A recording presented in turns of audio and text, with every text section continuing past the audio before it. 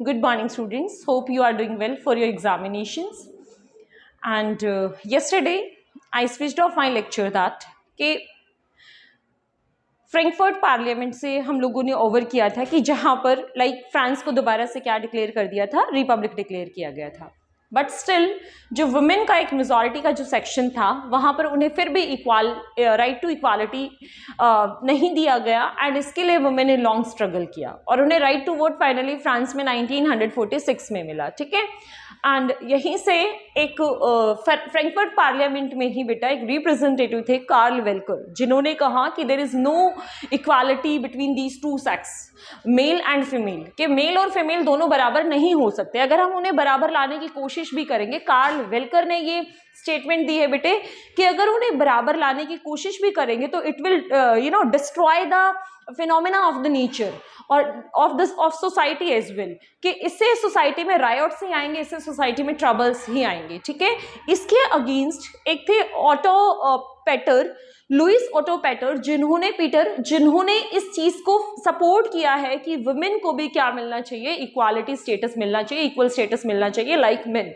और उन्होंने वुमेन के लिए एक जर्नल पब्लिश किया एंड इसके साथ साथ उन्होंने फेमिनिस्ट मूवमेंट को सपोर्ट किया जिसमें वुमेन को मेन के अकॉर्डिंग ही इक्वल राइट दिए जाएं।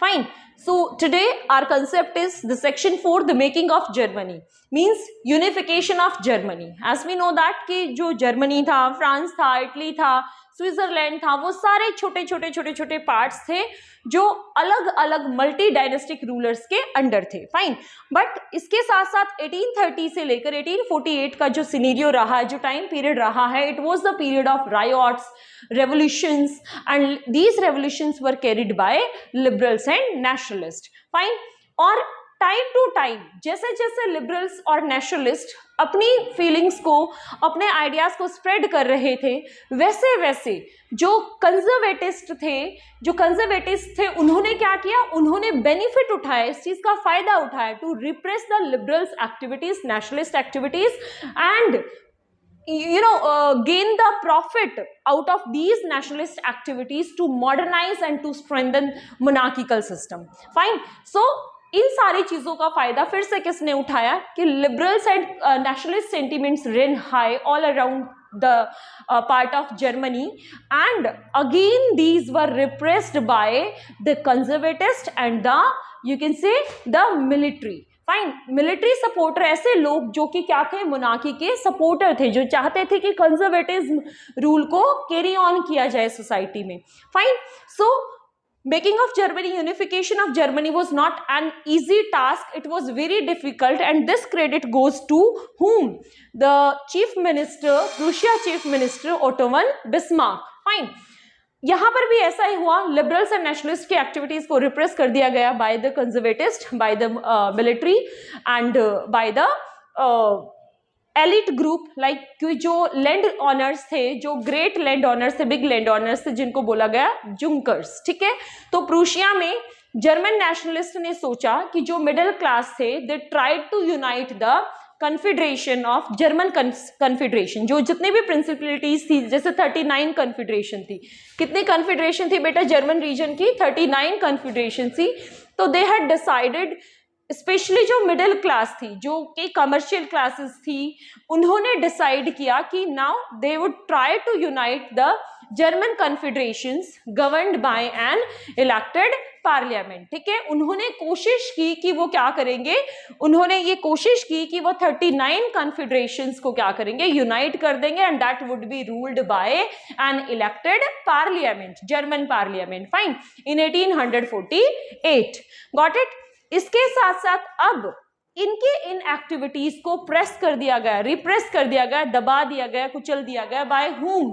Liberals were repressed by monarchies, monarchical system, as well as इसके साथ साथ जो मिलिट्री थी, मिलिट्री ने एंड जो मोनार्किकल सिस्टम था, जो मोनार्की फोर्सेस थी, they made an alliance with the military groups as well. Monarchs joined the hand of the military groups। ठीक है, ऐसे मिलिट्री लीडर्स, ऐसे मिलिट्री कमांडर्स के साथ उन्होंने ज्वाइन कर लिया जो किसको फेवर कर रहे थे, मोनार्किकल सिस्टम को फेवर कर रहे थे। ठीक है, so these their liberals activities were repressed by the monarchs and the military officials. इसके साथ साथ these were cooperated by, इनको और सपोर्ट किसने किया कि भाई नहीं, यूनिफिकेशन नहीं होना है जर्मनी से मोनार्किकल सिस्टम को खत्म, मोनार्किकल सिस्टम तो रहा बट स्टिल कैसा, कॉन्स्टिट्यूशनल मोनार्किकल सिस्टम, यानी जिसमें मॉडर्नाइजेशन को स्पेस दिया गया, ठीक है। बट जो मल्टी डायनेस्टिक रूल था, जैसे कि हैब्सबर्ग एम्पायर का रूल था जगह जगह पर, ठीक है, तो मतलब इनको खत्म करना था, ठीक है। लिबरल्स और नेशनलिस्ट की ये फीलिंग थी कि इन मल्टी डायनेस्टिक सक्सेशंस को, रूलिंग को खत्म करना है, ठीक है। But still these activities were repressed by the monarchs and by the military, and they were supported by whom, by the Junkers of Prussia. Prussia में इनको किसने सपोर्ट किया, जो लार्ज जुंकर्स कौन थे बेटा, Junkers were known as large land owners. कौन थे ये, लार्ज लैंड ऑनर्स, बड़े बड़े लैंड ऑनर्स थे प्रूशिया के। तो इन्होंने किसको सपोर्ट किया, इन्होंने सपोर्ट किया मोनार्क्स एंड मिलिट्री को in order to suppress the activities of liberals और to make them stop from their target that was to unify German states. Fine.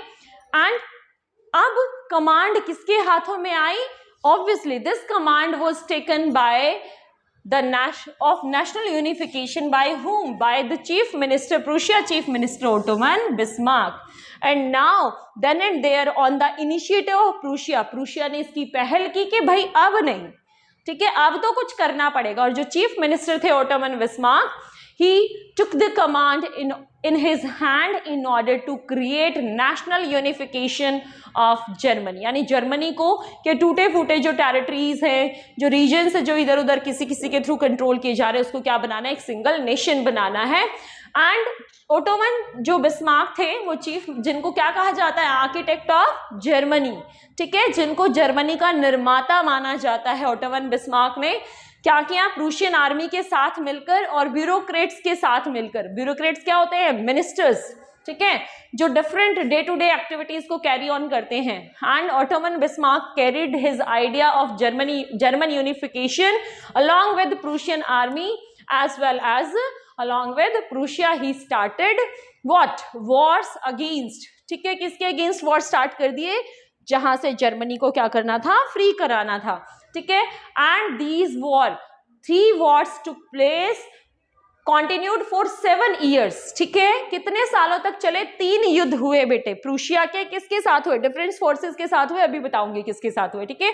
These 3 wars fought over 7 years against whom, Austria, France and Denmark. AFD से याद रखना, AFD, ठीक है, कि Germany, जो Prussia का जो वॉर था जर्मनी के यूनिफिकेशन के साथ, कौन सी फोर्सेस से लड़ा गया, AFD, FD fix deposit bank में कराते हैं ना, AFD से याद रखो, ठीक है। Austria, France and Denmark. A says Austria, second is France and third is Denmark. इन तीनों फोर्सेस के साथ क्या हुआ, प्रूशिया का, जो कि फोर्सेस को लीड कौन कर रहा था, ओटोमन बिस्मार्क लीड कर रहे थे, इनके साथ 7 years के लिए 3 युद्ध लड़े गए।